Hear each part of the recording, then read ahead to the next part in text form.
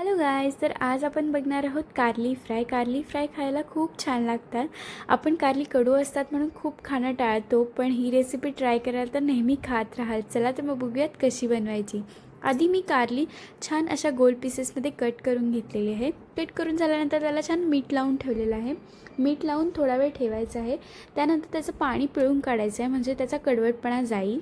त्यानंतर आपण त्याच्यामध्ये बेसन, तिखट, हळद, धने पावडर, गरम मसाला, तांदळाचं पीठ आणि मीठ घालून छान मिक्स करून घ्यायचं आहे. छान मिक्स करून झाल्यानंतर तुम्ही बघू शकता कोटिंग किती छान लागलेलं आहे आपल्या कारलीला.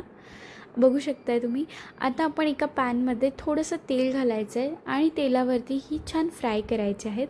कमी तेलामध्ये आपण फ्राय करायचे आहेत. आपण कारली खूप जण तळतातही, पण तळल्यानंतर जास्त तेल होतं म्हणून मी 1-2 चमच्यामध्ये छान कारली फ्राय केलेली आहेत. तुम्ही नक्की ट्राय करा. माझ्या घरच्यांना तर आवडलं. तुमच्या घरच्यांना कसं वाटतं मला कमेंट सेक्शनमध्ये नक्की सांगा. आता छान दुसऱ्या बाजूला आपण परतून घ्यायची आहेत आपली कारली. बघू शकताय तुम्ही किती छान दिसत आहेत आपली कारली. आता छान अशी प्लेटमध्ये घालून सर्व करा. रेसिपी आवडली तर लाईक, शेअर, सबस्क्राईब नक्की करा.